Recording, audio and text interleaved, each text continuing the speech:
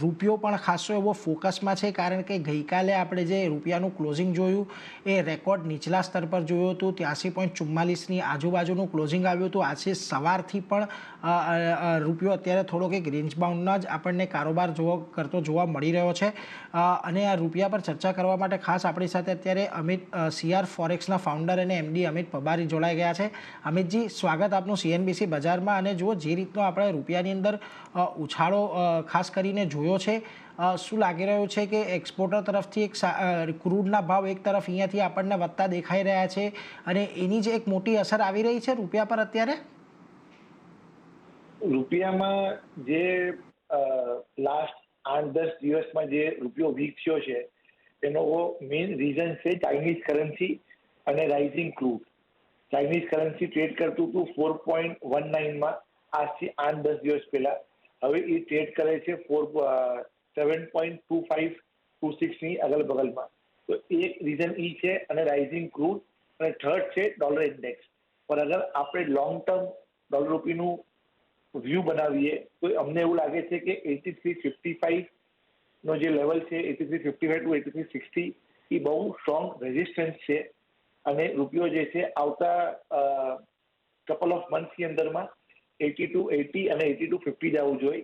અને 2024ની અંદરમાં અમારો હાઉસ વ્યૂ એવો છે કે રૂપિયો પાછો 82ની આસપાસ જવો જોઈએ.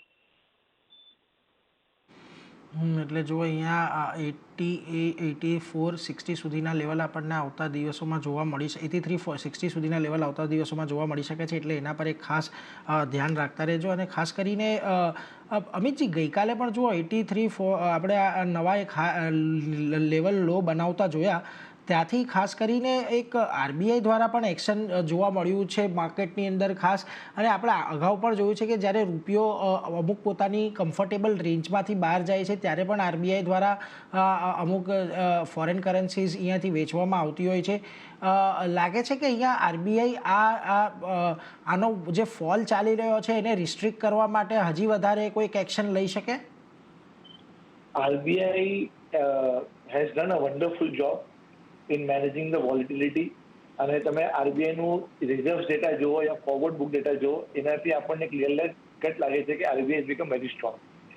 અગર આપણે ઇન્ડિયા ઇકોનોમીના ફંડામેન્ટલ જોઈએ, ઇન્ડિયા ઇકોનોમીનું ગ્રોથ સારું છે, મેન્યુફેક્ચરિંગ ડેટા સારું આવે છે, આપણું ટ્રેડ ડેફિસિટ જે છે એ ઓછું થયું છે.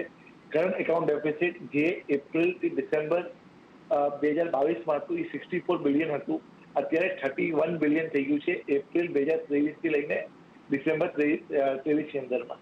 તો આપણું કરંટ એકાઉન્ટ ડેફિસિટ બી ઓછું થઈ ગયું છે. પ્લસ ઇન્ડિયન ઇક્વિટી માર્કેટમાં કોન્સ્ટન્ટ ઇન્ફ્લોઝ આવે છે FIIના. 2014-15ની સાલમાં 45 બિલિયન એક સિંગલ યરમાં આવ્યું હતું. એવી રીતે 2023-24માં સિંગલ યરમાં 41 બિલિયન ઇન્ફ્લોઝ આવ્યું હતું. અને લાસ્ટ 3-4 મહિનાની લાસ્ટ જાન્યુઆરીથી લઈને માર્ચ સુધીમાં 8 બિલિયન ઇન્ફ્લો ઇક્વિટી માર્કેટમાં આવ્યું છે. આ બધા ઇન્ફ્લોઝ કેમ આવે છે? કેમ કે રૂપિયો જે છે, આપણું જે ઇકોનોમી છે એ બહુ સ્ટ્રોંગ છે, એની માટે એટલા બધા ઇન્ફ્લો આવે છે. Apart from that, in the month of June પછી બોન્ડ ઇન્ડેક્સના ઇન્ફ્લો આવશે. JP મોર્ગન બોન્ડ ઇન્ડેક્સ છે, એના બધા ઇન્ફ્લો આવશે. એના વજહથી 30-40 બિલિયન આપણે એક્સપેક્ટ કરી શકીએ છીએ ઇન્ફ્લો. તો જે રૂપિયાનું જે અપસાઇડ છે એ 10-15-20 પૈસા છે, પણ ડાઉનસાઇડ જે છે એ અહીંયાથી 1 રૂપિયો થઈ શકે છે. એટલે અમારા જે એક્સપોર્ટર ક્લાયન્ટ છે એને અમે એમ સજેસ્ટ કરીએ છીએ કે એ લોકોને પોતાનું એક્સપોર્ટ ઓર્ડર રિસીવેબલ જે હોય કન્ફર્મ ઓર્ડર બેસિસ પર એને 90 to 95% આ લેવલમાં કવર કરી નાખવું જોઈએ. અને ઇમ્પોર્ટર્સને અમે એમ સલાહ આપીએ છીએ કે એ લોકોને પેનિક ના થવું જોઈએ અને ઓનલી નિયર ટર્મ ઇમ્પોર્ટ્સ જ કવર કરવા જોઈએ. એટલે જો અત્યારે ખાસ કરીને રૂપિયા પર આ મત બની રહ્યો છે. અમિતજી, આભાર અમારી સાથે જોડાયા અને આ સમગ્ર વિગત અમારી સાથે શેર કરી એના માટે ખૂબ ખૂબ આભાર. તો જુઓ, રૂપિયા પર